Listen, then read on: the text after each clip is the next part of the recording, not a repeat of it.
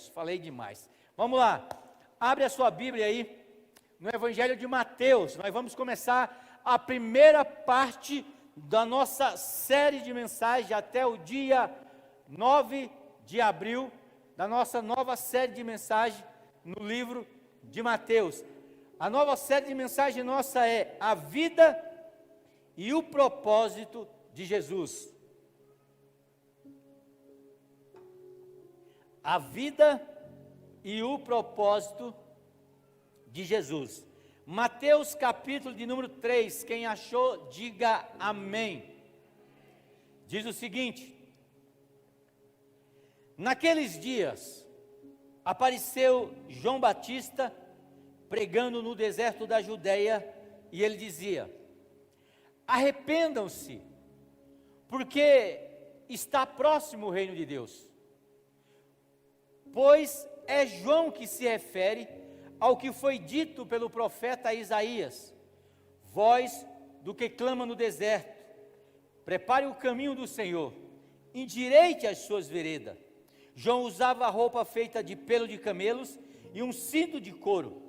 O seu alimento era gafanhoto e mel silvestre. Então os moradores de Jerusalém e de toda a Judéia e de toda a região em volta de Jordão ia até ele, e confessando os seus pecados, eram batizados por ele no rio Jordão. Quando João viu que muitos fariseus e saduceus vinham ao seu batismo, disse: raça de víbora, quem deu a entender a vocês que podem fugir do que está por vir? Produza fruto digno de arrependimento, e não pensem que pode dizer uns aos outros: temos por pai Abraão, porque eu vos afirmo que Deus pode destas pedras levantar filhos de Abraão. O machado já está posto à raiz da árvore. Portanto, toda árvore que não produz bom fruto, ela é cortada e lançada ao fogo. Eu batizo vocês com água para o arrependimento, mas aquele que vem depois de mim é mais poderoso do que eu, do qual eu não sou digno de carregar as suas sandálias. Ele o batizará com o Espírito Santo e com fogo. Ele tem a pá em suas mãos e limpará a sua ira. Recolherá o seu trigo no celeiro, porém queimará a palha no fogo que nunca se apaga. Por esse tempo, Jesus foi a Galiléia para o rio Jordão, a fim de ser batizado por João. João, porém, tentou convencê-lo a mudar de ideia, dizendo: eu é que preciso ser batizado por você, e você vem até a mim? Mas Jesus respondeu: deixe por enquanto, porque assim nos convém cumprir toda a justiça. E então ele concordou. Depois de ser batizado, Jesus logo saiu da água, e eis que os céus se abriram, e ele viu o Espírito de Deus descendo como uma pomba, vindo sobre eles. E eis que uma voz do céu dizia: este é o meu filho amado, no qual eu tenho muito prazer. Durante esses dias, durante esses domingos, nós vamos estar falando muito sobre o Evangelho de Mateus. Nós vamos estar vivendo o Evangelho de Mateus. Nós vamos estar numa jornada de 21 dias de consagração, porque nós entendemos quando nos consagramos, Deus faz maravilha no nosso povo. Deus chega para Josué e diz: Josué, consagre o povo, porque amanhã o Senhor fará maravilha no meio de vós. Maravilhas são sinais e prodígios, são algo que nós precisamos de milagre na nossa vida. Eu tenho certeza que nesse tempo de consagração, tempo de jejum, Deus vai fazer milagre e maravilha na sua vida. Mateus capítulo 7, verso 24 diz: portanto, quem ouve as minhas palavras e as pratica, é como um homem prudente, que construiu a sua casa sobre a rocha. Jesus está falando que muitas casas estão caindo, muitas famílias estão sendo abaladas, porque as suas casas não estão sendo construídas na rocha. Nós precisamos construir os nossos alicerces em Jesus, em ter comunhão com Jesus, estar ligado com Jesus. E o alicerce geralmente é algo que ninguém vê. Mas o alicerce é aquilo que ninguém vê, que muitas vezes o Ricardo, ele construiu uma mansão um tempo desse, e eu lembro que uma vez conversando com ele, ele falou: pastor, quase meu dinheiro inteiro foi no alicerce lá, em ferro, em concreto, né? Mas já está construído, graças a Deus, amém? Se você não tem sua casa, Deus vai dar a sua, eu profetizo na sua vida, no nome de Jesus. Então, o alicerce, onde vai o cimento, onde vai o concreto, onde vai o ferro, é algo que ninguém vê, mas é esse algo que ninguém vê, que deixa a casa firme, não é aquilo que a gente vê. Então, qual que é o alicerce da nossa casa espiritual? É aquilo que muitas vezes nós fazemos e ninguém vê. A oração na madrugada, acordar no meio da madrugada e estar orando, o jejum, mesmo quando o pastor não pede para jejuar, você diz: eu vou escolher um dia durante a semana, e nós escolhemos durante todo esse ano, a quarta-feira para estarmos jejuando. São coisas que ninguém vê, mas são coisas que te aproxima de Deus, faz ligar a tua casa, a tua vida em Deus, na rocha, porque só prevalece, só tem uma vida poderosa em Deus, aqueles que têm um alicerce em Jesus. Eu não gosto de usar a palavra desviado, não gosto. Para mim, quem é desviado, que não tem conserto, nunca mais é o Satanás. Mas você conhece alguém que desviou, que parou com tudo, parou de ir na igreja, parou de servir a Cristo? Você conhece alguém? Eu conheço várias pessoas. Se você conhecer essa pessoa, você pergunta para ele o seguinte: por que você parou? Foi porque Deus te machucou? Jesus te machucou? Porque eu não conheço ninguém que Jesus tenha machucado. Geralmente as pessoas são machucadas por outras pessoas. Talvez são machucados pelo pastor, talvez seja machucado por alguma pessoa. Mas Jesus Cristo, ele nunca machucou ninguém. Ninguém para e diz assim: eu parei por causa de Jesus. E é exatamente por causa de Jesus que nós precisamos ter a nossa vida ligada na rocha. Porque se você realmente se conectar com Jesus, como o texto vai dizer mais para frente, vai bater a tempestade, vai bater o vento, mas você vai permanecer em Cristo Jesus, porque o seu alicerce é Ele. O seu alicerce não é pessoas, o seu alicerce não é denominação, o seu alicerce não é organização, o seu alicerce é Jesus. Só Ele pode te amar mais do que qualquer pessoa. Então, nós vamos estudar, nós vamos aprender sobre a vida de Mateus, sobre o ministério de Jesus no livro de Mateus. Então, quem era Mateus? Mateus, ele era chamado de Levi, ele era um cobrador de impostos, ele era um judeu que trabalhava a serviço de Roma.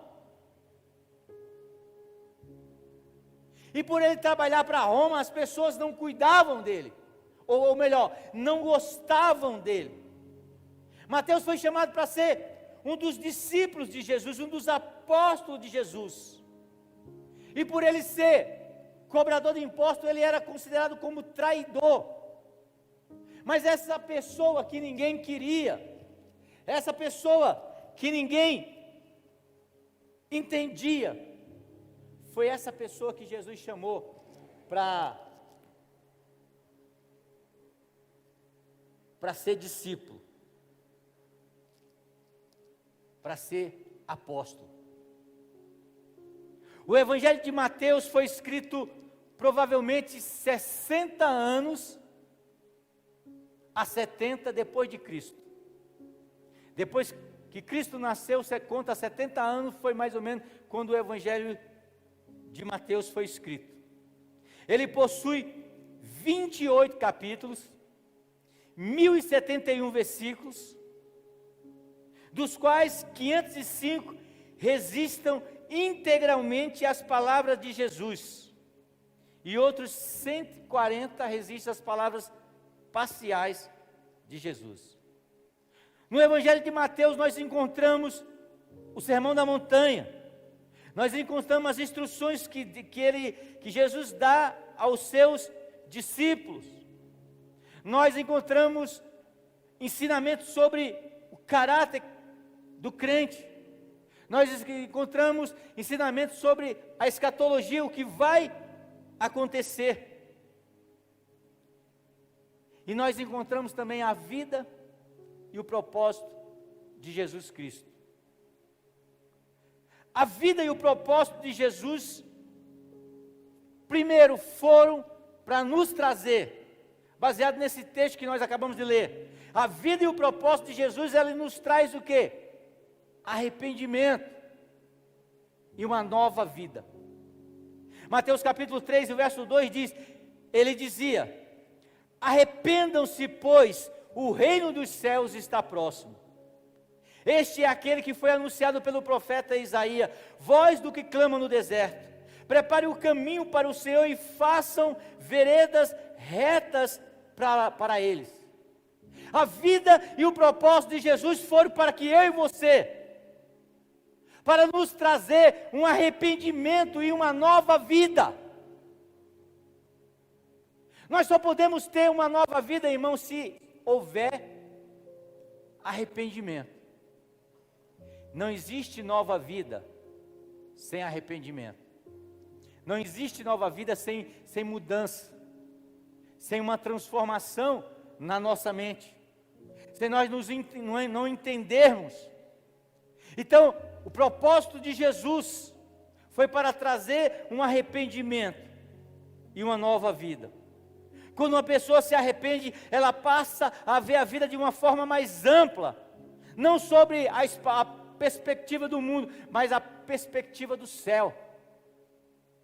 Ela começa a enxergar o plano divino de Deus para a vida dela. Ela entende que Deus está no controle de tudo que acontece na vida dela, ou aconteceu porque Deus está preparando algo maravilhoso para ela, ou foi permissão de Deus para que de alguma forma ela possa crescer, mas ela entende, ela não olha mais com os olhos terrenos, ela começa a olhar com o olhar de Deus, ela começa a olhar algumas lutas que ela passa e ela diz, Senhor, o que é que o Senhor quer me ensinar com isso?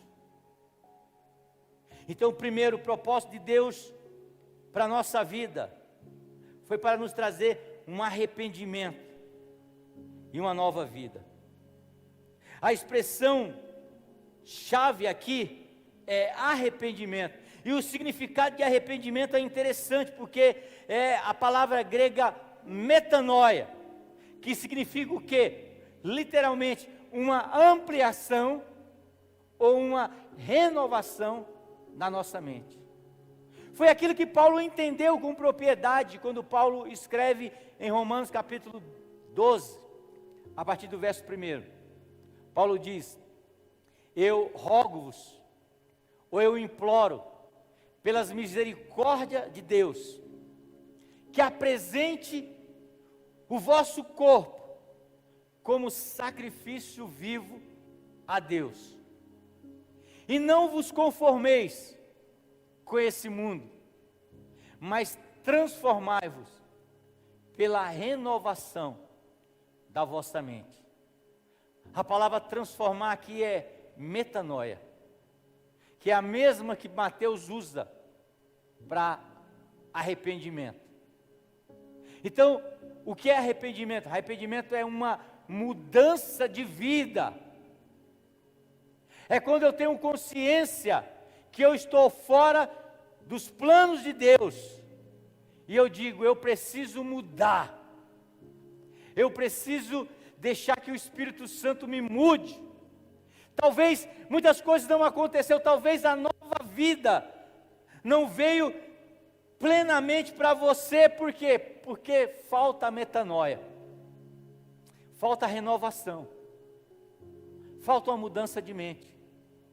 Alguém disse, não espere ter coisas novas, fazendo as coisas velhas do mesmo jeito.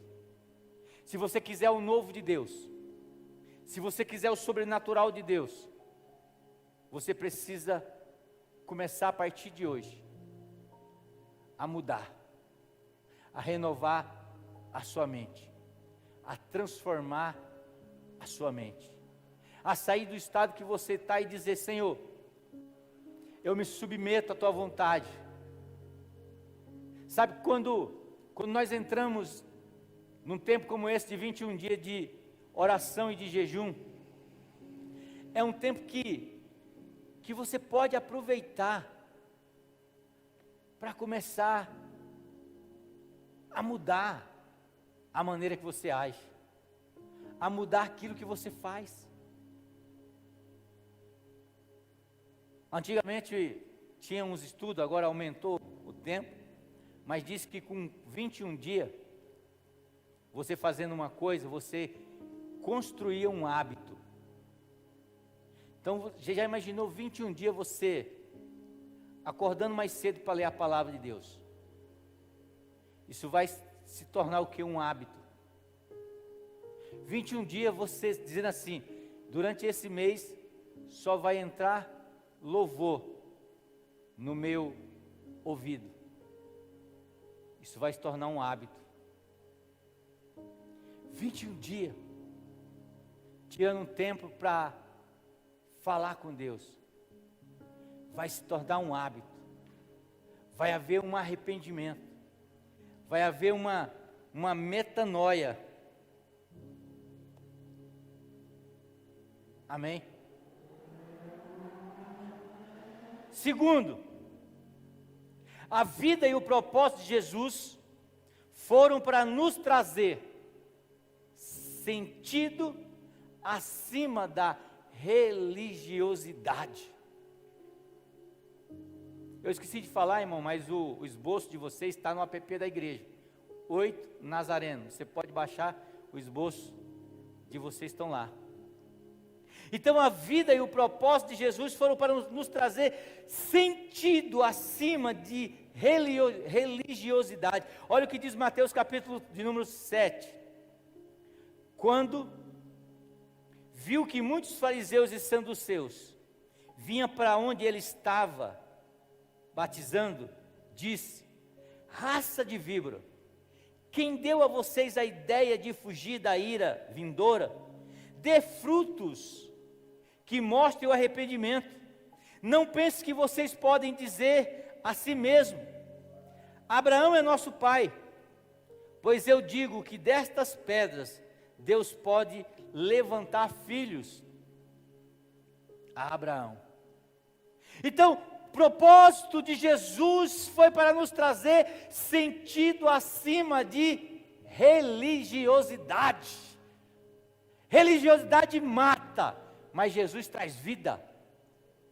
A religião foi uma das causas de maiores mortes durante toda a história da humanidade. A cruzada que aconteceu, onde eles tentavam converter as pessoas ao cristianismo, houve muita morte em nome da religião. Aqueles 2 aviões que foram jogados nas Torres Gêmeas, lá nos Estados Unidos, foi por causa do quê? Da religião. E a religião que muitas vezes nos separa nazareno de congregação, separa nazareno de batista, separa nazareno de outras denominações, porque um se acha melhor do que o outro. A religião separa, mas Deus nos une. Por isso que eu prego nessa igreja domingo após domingo, para tirar essa escama da religião, para que Cristo possa prevalecer na nossa vida. A palavra religião, ela quer dizer, no latim, religare, ou seja, ligar de novo. Para que você possa entender, no livro de Gênesis, quando Deus criou o homem e a mulher, eles tinham comunhão com Deus. E todo dia Deus ia passear ali no jardim, e eles ouviam o passo de Deus vindo na direção deles. Até que um dia, o casal desobedece a Deus e peca. E a Bíblia diz, no livro de Isaías, que o nosso pecado, ele faz separação entre nós e Deus. Se você não entende por que Jesus Cristo disse lá na cruz, Pai, por que me desamparaste? Foi simplesmente pelo fato do que o pecado da humanidade estava em cima de Cristo. E quando Cristo olhava para tentar ver Deus, ele não enxergava porque o pecado bloqueava. Quando Deus tentava olhar Jesus lá de cima, ele não conseguia enxergar Jesus porque o pecado bloqueava. Porque o nosso pecado faz separação entre nós e Deus.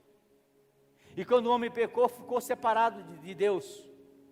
E lá no livro de Gênesis, no capítulo 4, você vai ver aonde a religião ela começou. Você vai ver 2 meninos lá, Caim e Abel.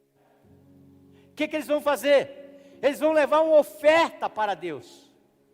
E por que eles vão levar essa oferta? Porque eles querem ter comunhão com Deus. Eles estão dizendo, eu quero comprar a comunhão com Deus, porque a religião é exatamente isso. Eu faço tantas coisas para que Deus possa me dar. E é muitas vezes ensinado. Que nem eu falei de manhã aqui, eu estava vindo com a minha esposa, lá do Guanabara. E aí eu mudei a estação e coloquei numa rádio evangélica. E aí uma senhora ligou na hora de ligar para a bispa lá, e ela falou, olha, eu queria que você orasse pela minha família, eu queria que você orasse pelo meu casamento, eu queria que você orasse pelos meus filhos, eu queria que você orasse para Deus abrir uma porta de emprego. A primeira pergunta que a bispa fez foi, você já fez a sua, como é que é o nome?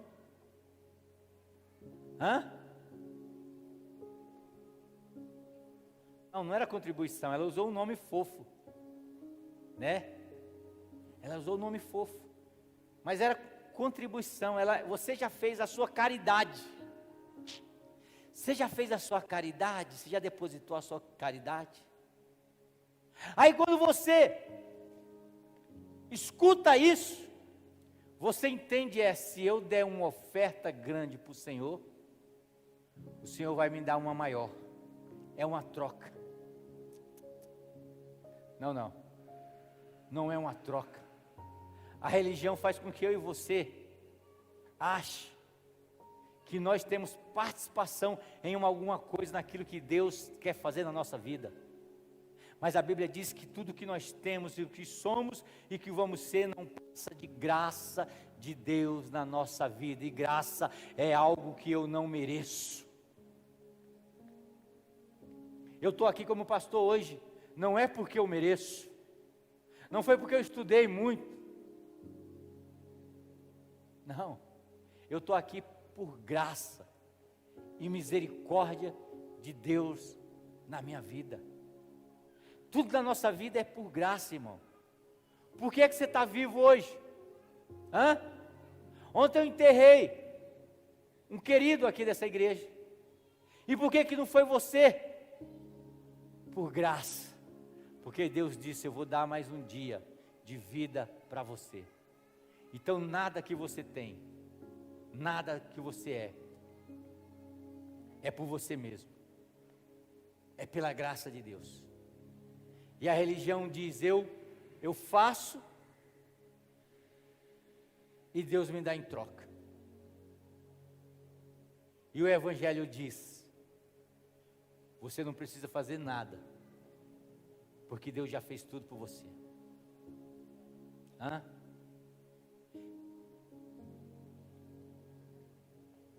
Você acha que se você fizer alguma coisa, Deus vai te amar mais do que Ele já te ama?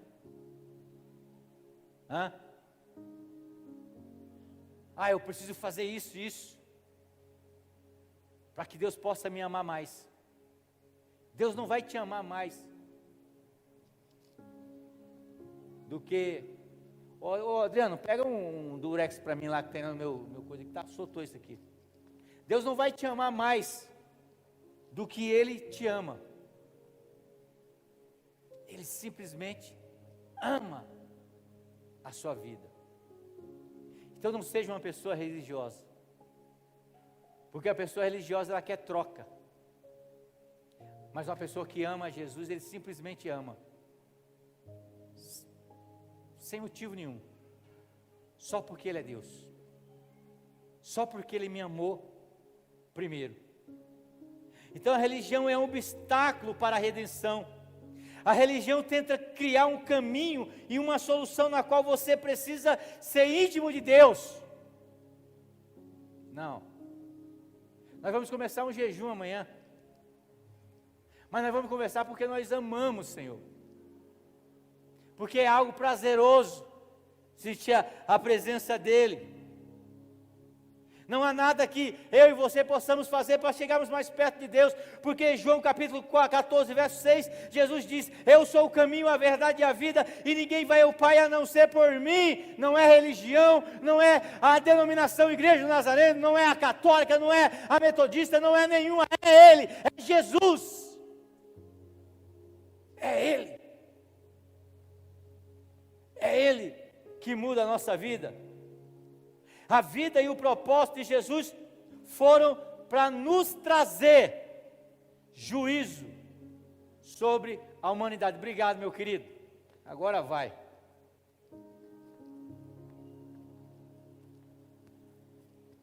Foi para trazer juízo. Mateus capítulo 3, e o verso 10 diz: o machado já está posto à raiz da árvore, e toda árvore que não der bom fruto será cortada e lançada no fogo. Jesus Cristo, Ele veio como cordeiro.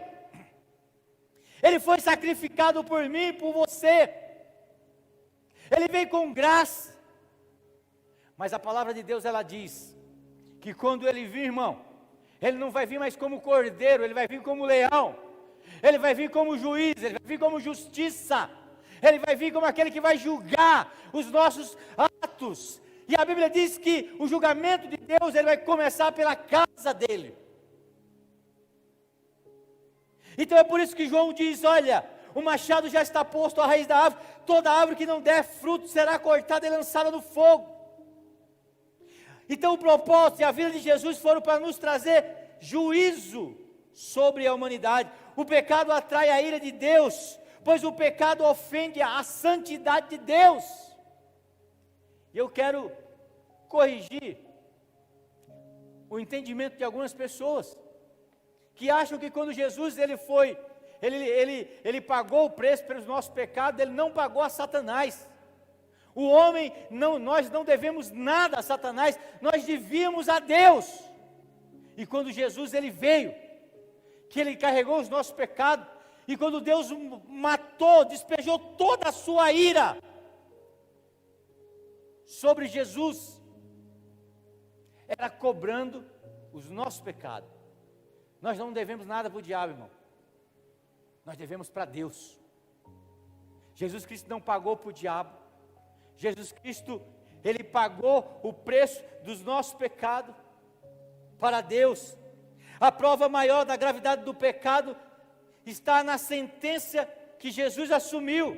Filipenses capítulo de número 2, o verso 5 diz: seja a atitude de vocês a mesma que Cristo Jesus, que embora sendo Deus, não se considerou ser igual a Deus, mas se esvaziou de si mesmo, vindo a ser servo, tornando-se semelhante a homem, e tendo encontrado na forma humana, humilhou-se a si mesmo, e foi obediente até morte, e morte de cruz.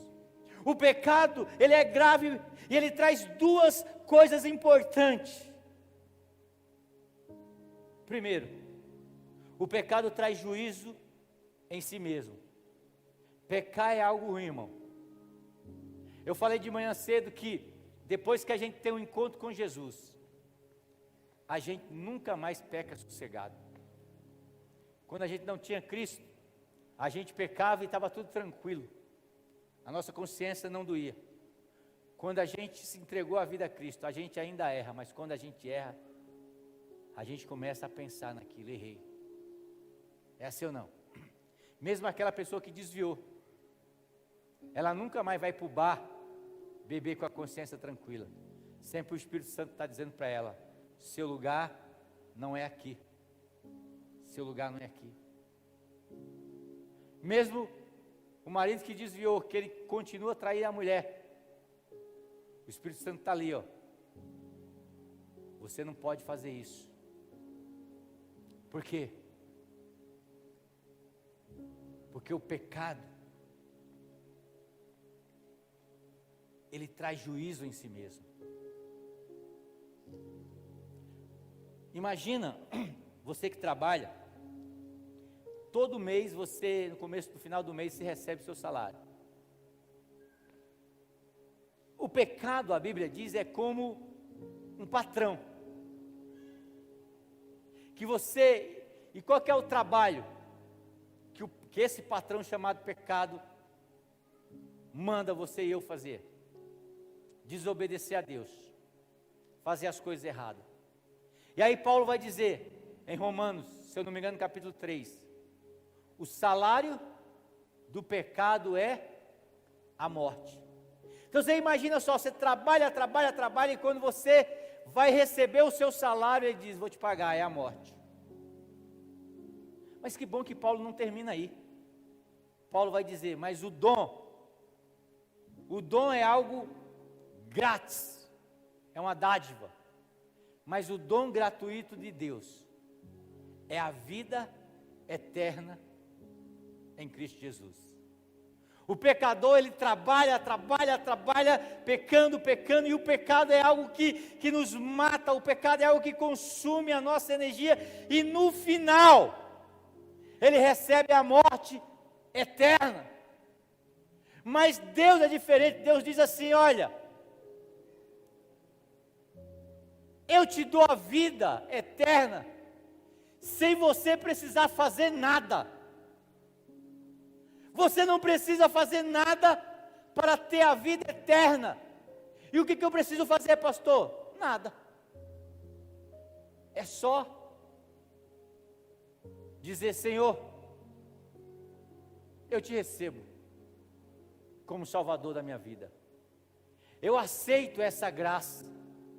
Eu aceito essa oportunidade que o Senhor está me dando, e eu não tenho que fazer nada. O que eu tenho que fazer para ter uma nova vida, irmão? Nada. É só levantar a mão e dizer: Senhor, eu confesso que até hoje eu trabalhei para o diabo, pecando, mas a partir de hoje eu não quero trabalhar mais. Quem não quer trabalhar mais aí? Falando do trabalho, quer ficar só de boa? Não era legal você ficar só de boa e recebendo? Então é isso que Deus está dizendo. Me aceita o Evangelho, deixa o Evangelho entrar dentro do teu coração, e fica só de boa, porque eu já fiz tudo, eu já paguei o preço do pecado, Você não deve mais nada a Deus, não deve mais nada a ninguém, porque eu já paguei o preço do pecado. O pecado também, ele traz julgamento, a ira de Deus sobre a nossa vida. O arrependimento, ele nos conecta a entregar a Jesus a nossa vida. Arrependimento nos conecta à entrega de Jesus por nós. A vida e o propósito de Jesus foram para nos trazer a acessibilidade, a santidade e ao poder. Mateus capítulo 3, o verso 11 diz: eu batizo com água para o arrependimento, mas depois de mim vem alguém mais poderoso do que eu, tanto que eu não sou digno de lavar suas sandálias. Ele o batizará com o Espírito Santo e com fogo. João Batista anunciava o seu batismo, que era o batismo de arrependimento, mas ele diz que Jesus viria para batizar a humanidade com o Espírito Santo e com fogo. Mas o que é isso? Que batismo que é esse? Lá em Atos dos Apóstolos capítulo 2, e o verso número 2 diz: de repente veio do céu um som como de um vento forte, e encheu toda a casa na qual estavam assentados, e viram sobre eles língua repartida como de fogo. João Batista está dizendo: olha, eu batizo o batismo de arrependimento. É o que a gente faz aqui. O batismo de arrependimento, a gente vai ter agora, dia 9. Mas o batizar com Espírito e com fogo, esse é Deus. E por que é que eu preciso ser batizado com Espírito e com fogo? Para que eu possa andar em poder, irmão. Para que eu possa prevalecer contra as dificuldades que eu enfrento. Para que eu possa vencer as minhas batalhas na minha casa. Para que eu possa vencer Satanás. Por quê, pastor? Porque a palavra de Deus, ela diz que Satanás, ele anda em derredor. Ele anda tentando nos tragar, ele anda nos observando, ele anda querendo olhar nossas falhas. E quando nós somos cheios do Espírito, quando nós somos cheios do fogo de Deus, Satanás não tem poder sobre a nossa vida.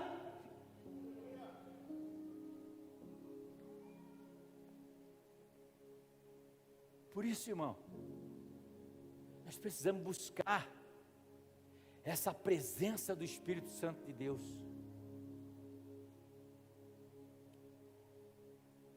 Precisamos ser cheios do Espírito. A palavra de Deus, ela diz que Jesus Cristo, lá no livro de Lucas, que depois que ele foi batizado, ele foi cheio do Espírito Santo. E ele foi conduzido pelo Espírito ao deserto. Amém? Tem situações em que o Espírito Santo nos conduz ao deserto para nos capacitar e para nos abençoar de uma maneira mais profunda. Tem situações em que o diabo nos leva para o deserto, a gente deixa ele levar. E tem situações que nós mesmos nos colocamos no deserto. Se você está no deserto, quem te colocou? Jesus Cristo, ele entra cheio do poder do Espírito Santo. Ele vai orar, ele vai jejuar, e ele vai meditar na palavra. Quando ele sai de lá, o livro de Lucas, diz que ele saiu o quê? No poder do Espírito Santo.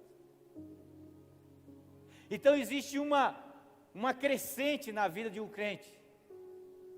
Primeiro ele se arrepende, depois ele é cheio do poder, ele é cheio do Espírito, depois ele vai caminhar no poder. Quando você chegar nessa sequência de caminhar no poder, irmão, Satanás que saia da sua frente, porque você vai estar ungido por Deus. A santidade não está longe de você, em Cristo Jesus, a santidade está dentro de você. O que é ser santo, irmão? Ser santo é entender que eu sou separado por Deus. Santidade é entender que eu pertenço a Deus, eu tenho um dono. Eu vou acabar jogando esse microfone longe, hein? Santidade é entender que Jesus Cristo nos comprou. Você não valia nada. Você não valia nada. E Jesus diz: você não vale nada, mas eu gosto de você. É bem assim, irmão. Não valia nada, não valia R$1. Jesus olha e fala assim: você não vale nada, mas eu gosto de você, camarada. Aí ele vai lá, te compra. Sabe aquela coisa que não vale nada, mas você quer tanto, que você paga um preço bem alto? Quanto você quer nesse negócio? O negócio vale, sei lá, R$10, o cara fala assim: eu quero R$1.000, eu compro. Por quê? Para o cara não valia nada, mas para mim vale muito. Para o diabo você não valia nada, era só um ser descartável, mas para Deus você vale muito. Vale tanto que Ele pagou o preço com o seu próprio sangue, algo precioso. Não foi com ouro, a Bíblia diz, não foi com prata, não foi com pedras preciosas, mas foi com o próprio sangue de Jesus que Ele te comprou, irmão. Então, meu irmão, levante a sua cabeça, não fica aí achando que não vale nada. Eu não valho nada, olha a minha vida, coitadinho de mim. Meu amado, é o diabo que está alimentando esse tipo de pensamento em você, porque para Deus você vale muito. Não consegui. Ele trouxe aqui. É a barba que ele não está deixando. Quinto, a vida e o propósito de Jesus foram para nos trazer relacionamento e intimidade com Deus. Mateus capítulo 3 e o verso 13 diz: então Jesus veio da Galileia ao Jordão para ser batizado por João. João, porém, tentou impedi-lo, dizendo: eu preciso ser batizado por ti, e você vem até mim? Jesus respondeu: deixe assim por enquanto, convém que eu faça para se cumprir toda a justiça. E João concordou. Agora a pergunta é: para que Jesus Cristo precisava ser batizado, irmão? Sendo que ele nunca pecou. Ele precisava se arrepender do quê? Jesus diz, ele responde: para cumprir toda a justiça de Deus. Então, o próximo ato, depois que eu aceito Cristo como Salvador da minha vida, é me batizar. Por quê? Para cumprir toda a justiça de Deus na minha vida. Para ser completo. Mas eu aceitei Jesus.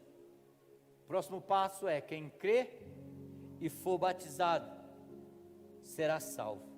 O batismo indicava que ele era consagrado a Deus oficialmente e aprovado por ele quando se demonstra ali na descida do Espírito Santo de Deus.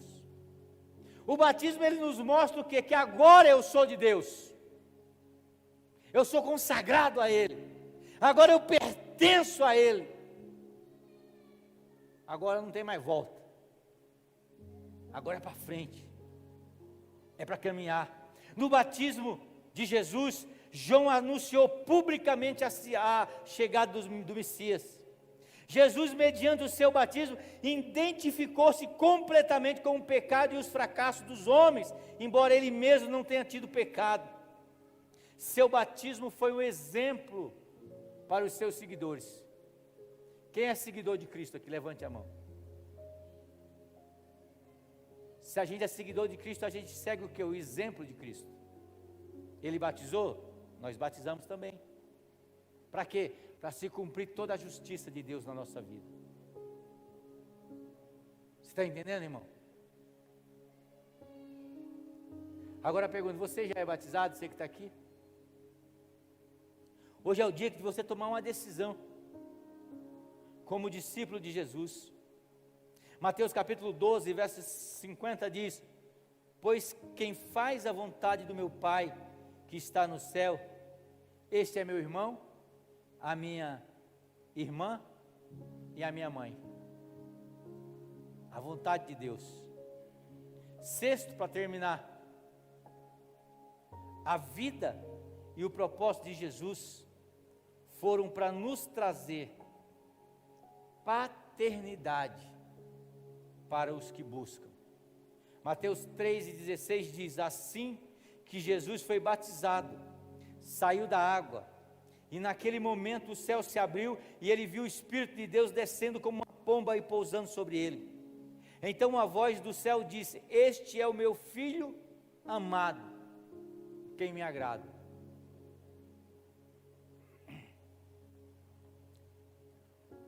Olha para mim aqui.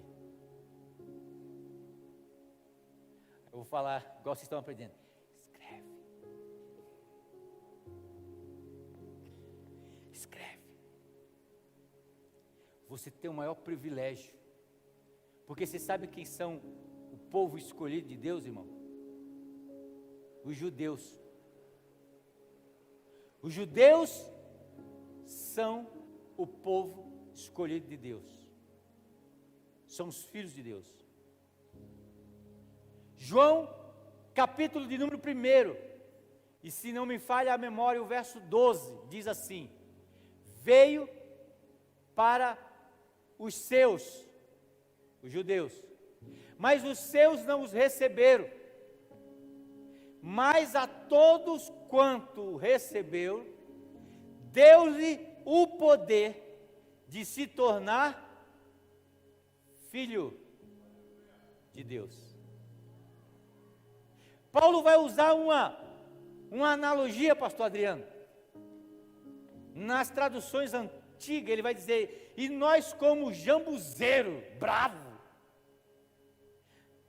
uma árvore que não servia para nada. Paulo diz: jambuzeiro bravo, nós fomos enxertados na videira. Vocês aí, galerinha aí que está no celular, e vocês sabem o que é enxertado na videira? O que é um enxerto? O enxerto é assim, ó. Eu falei de manhã, fiz 2 anos de agronomia. Aí o pessoal pergunta assim: peraí, o pastor fez tudo na vida. Meu irmão, quando você chegar na minha idade, você já vai ter feito um monte de coisa e não ter feito nada. E lá a gente aprendeu o seguinte: o enxerto. A gente fez uma experiência, a gente pegava um pé de limão, né? E aí pegava um galho de um pé de laranja. Você fazia um furo no tronco do pé de limão e colocava o galho de laranja ali e dava um jeito dele ficar ali. Com o tempo, o que acontecia? Aquele galho começava a fazer parte do pé de limão. E aí, a laranja, né, ou o limão que saía naquele galho, ele já saía com um pouco mais adocicado. Só que ele não fazia parte, era um pé de laranja que foi enxertado no limão. Nós não fazemos parte do povo de Deus, mas através de Jesus Cristo nós fomos o quê? Enxertado. E agora nós somos o quê? Filho de Deus. Mas tem pessoas que não entenderam essa paternidade ainda. Eu não sei se tem alguém aqui, mas eu vou usar uma analogia. Você imagina um casal que ele tem um filho biológico, mas ele resolve: eu quero adotar uma criança. E ele vai lá no conselho, ele adota aquela criança, e ele passa por nome dela, ele dá um quarto para aquela criança, ele trata aquela criança como filho, aquela criança vai se desenvolvendo, aí quando ele começa a ser adolescente, começa a vir os questionamentos. Aí ele diz assim, aí o pai um dia vai chamar a atenção dele, ele fala assim: não, você não pode chamar a minha atenção porque você não é o meu pai. Mas quem adotou sabe que ele é pai, que ele deu o mesmo tratamento. Mas a criança se revolta e diz: você não é o meu pai. E aí começa a não querer se submeter mais à autoridade do pai. Isso acontece muitas vezes conosco, com nós que fomos enxertados em Jesus. Muitas vezes nós tratamos Jesus como se Ele não fosse o nosso pai, mas Ele é. Todos os privilégios que Ele concedeu, eu vejo que quando você estuda a história da Bíblia, nós temos alguns privilégios que a nação de Israel nem tiveram, não teve ainda. Privilégio de ver o seu próprio filho, privilégio da salvação. Então nós temos que entender essa questão da paternidade. Se você acha que não tem um pai, eu quero dizer para você, você tem um pai. E quando Jesus Cristo foi batizado ali, a Bíblia diz que veio uma pomba por cima dele, uma voz do céu dizendo: este é o meu filho amado, no qual eu tenho muito prazer. Deus está querendo dizer essas mesmas palavras para você, igreja, nessa noite. Este é o meu povo amado, os meus filhos amados, no qual eu tenho muito prazer. Tenho tanto prazer que eu vou dar o Espírito Santo para eles. Nós não entendemos isso, irmão. Quando você lê a história dos judeus no Antigo Testamento, a Bíblia diz que o Espírito Santo de Deus, ele vinha somente para 3 classes de pessoas: reis, sacerdotes e profetas. O Espírito Santo vinha para eles, fazia o que tinha que fazer. Por exemplo, quando o Espírito Santo vinha sobre Sansão ia quando os filisteus derrotavam os filisteus, o Espírito Santo saía dele até uma nova oportunidade. Então eles não tiveram a experiência de ter o Espírito Santo morando dentro dele. E aí Deus, como pai, diz: vou dar um presente para você. Eu vou deixar o meu Espírito Santo habitar dentro de você. Esse é o maior presente que Deus poderia dar, para dizer o seguinte: você é meu filho, eu sou teu pai. Paulo diz que o Espírito de Deus que habita em mim testemunha que eu sou filho de Deus. Se você não foi amado pelo seu pai nessa terra, irmão, você tem um Deus que te ama. O meu pai não me amou, meu pai me abandonou, não deu o carinho que eu precisava ter. Eu quero dizer que Deus quer suprir essa sua falta. Deus quer te dar esse carinho. Você está entendendo, irmão? Eu não fui criado com meu pai. Eu não tive carinho. Eu já falei algumas vezes, as minhas filhas estão aqui, vão ouvir de novo. A minha questão, eu tenho quando as minhas filhas me abraçam demais, elas demoram assim, eu fico meio que, e afasto. Porque você não gosta delas, eu amo, eu sou capaz de dar minha vida por elas. Mas é que eu não tive esse tipo de relação entre pai. Eu não lembro de eu ter recebido um abraço do meu pai. Mas eu lembro que quando eu entreguei a minha vida a Jesus, eu me lembro de tantos abraços que eu recebi dele, de pessoas me abraçando, e eu sentindo que era o próprio Deus que estava me abraçando, dizendo: olha, você pode não ter tido uma experiência boa com seu pai na terra,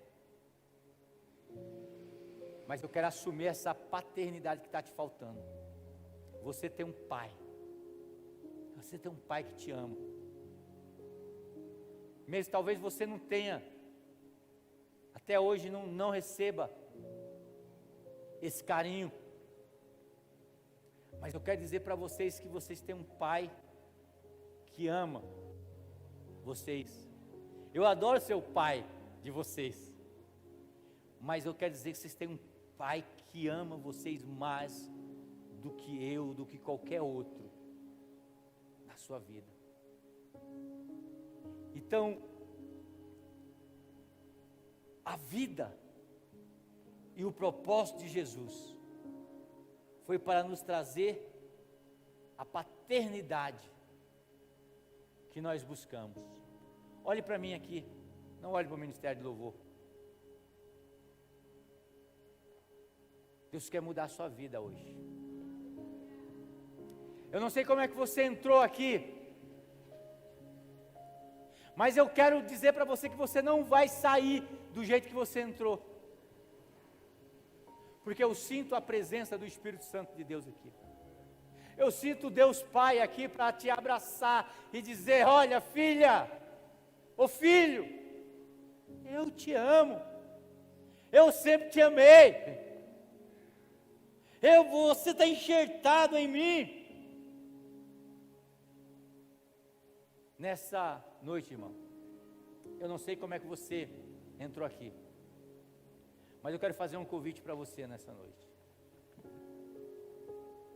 Se essa palavra falou no seu coração e você diz: eu quero mudar minha vida, arrependimento é mudança de vida, e quero aceitar Cristo como Salvador da minha vida, levante a sua mão, eu quero orar com você. Você que quer entregar a sua vida para Jesus nessa noite, amém? Fique de pé, fique de pé. Você que quer entregar a sua vida para Jesus, levante a sua mão, eu quero orar por você nessa noite, eu quero abençoar a sua vida nessa noite. Você que quer voltar para Jesus nessa noite, levante a sua mão, sai do seu lugar, eu quero abençoar a sua vida, profetizar na tua vida nessa noite. Aleluia, glória a Deus. Tem alguém aqui nessa noite que quer entregar a vida para Jesus, que quer voltar para Jesus de novo? Levante a sua mão, eu quero orar por você. Se essa palavra falou contigo, eu quero convidar você a vir aqui na frente. Eu quero orar por você nessa noite. Jesus Cristo veio para mudar a sua vida. Jesus Cristo veio para mudar a sua história. Amém? O altar está aberto, você pode vir. Venha como você está.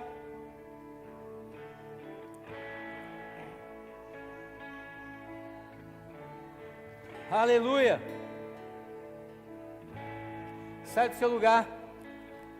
Eu louvo o teu nome, louvo o teu nome, o nome que é maior que todo nome.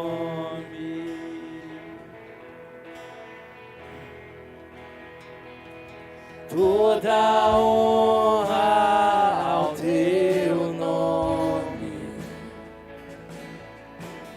honras ao teu nome, o nome que é maior que todo nome. Seja exaltado.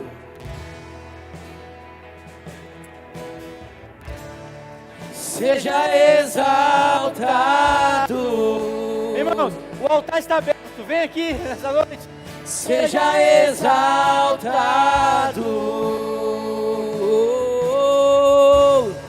Seja exaltado.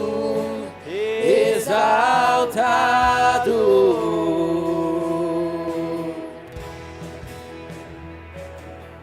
Eu louvo o teu nome, louvo o teu nome, o nome que está sobre todo nome.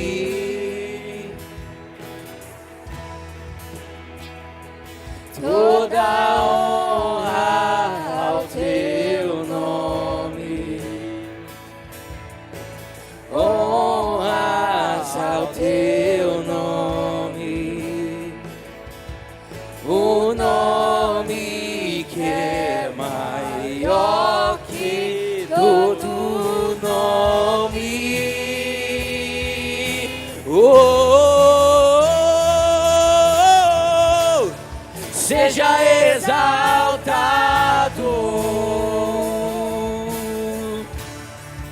seja exaltado,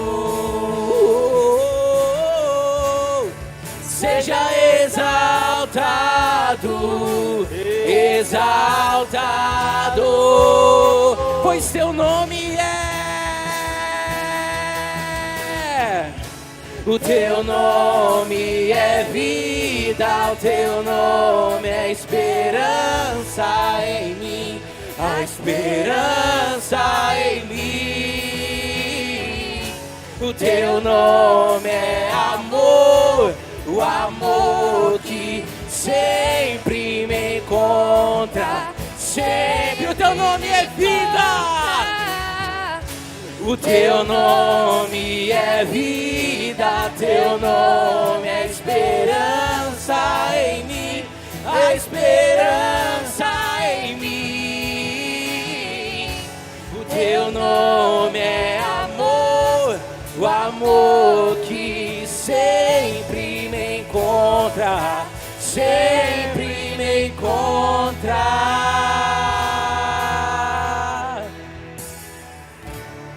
Seja exaltado,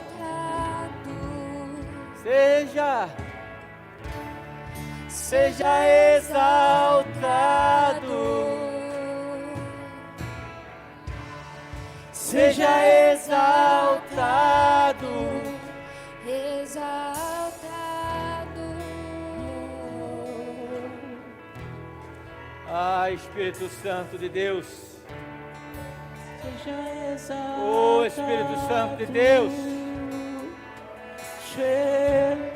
seja exaltado, aleluia, oh, seja exaltado, Exaltado. aleluia, aleluia, glória a Deus, aleluia. Saiba que Deus, Jesus nos chamou para uma vida de santidade, para uma vida de arrependimento, para uma vida cheia do Espírito Santo, aleluia, e para uma vida de paternidade, de saber que Ele é o nosso Pai, você não está sozinho. Eu quero orar neste momento agora, para você que vai caminhar nessa jornada de 21 dias de consagração, para que Deus possa fazer milagre na sua vida. Eu sei, eu vou desafiar você a mandar o seu testemunho em áudio daquilo que Deus vai fazer na sua vida. Então você que vai entrar nesse propósito de 21 dias de consagração, sai do seu lugar, eu quero orar por você nessa noite. Pode vir, pode vir. Aleluia. Oh, pode vir, pode vir, pode vir. Glória a Deus. Eita. Ah, meu irmão. exaltado. Pode vir, abre o caminho. Aleluia. Seja exaltado. Seja exaltado, até que não haja nada em nós. Seja exaltado, exaltado.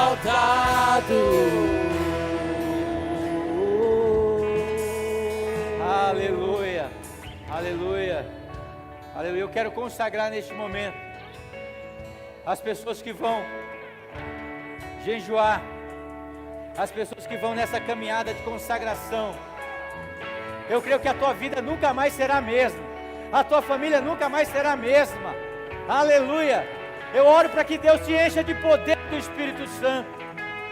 Pai, em nome de Jesus, eu te peço neste momento, Pai, que o Senhor venha abrir os céus nessa noite, e que teu Espírito Santo venha sobre a 8ª igreja do Nazareno. Que teu Espírito Santo venha nos encher com a tua graça. Que teu Espírito Santo venha nos encher com a tua presença, Pai. Em nome de Jesus, ó Deus, a tua igreja nessa noite se levanta com um propósito, ó Deus, de 21 dias buscar a tua presença, de vir de um dia consagrar suas vidas, Pai. Eu quero crer, ó Deus, aleluia, que vai haver, ó Deus, transformação de famílias.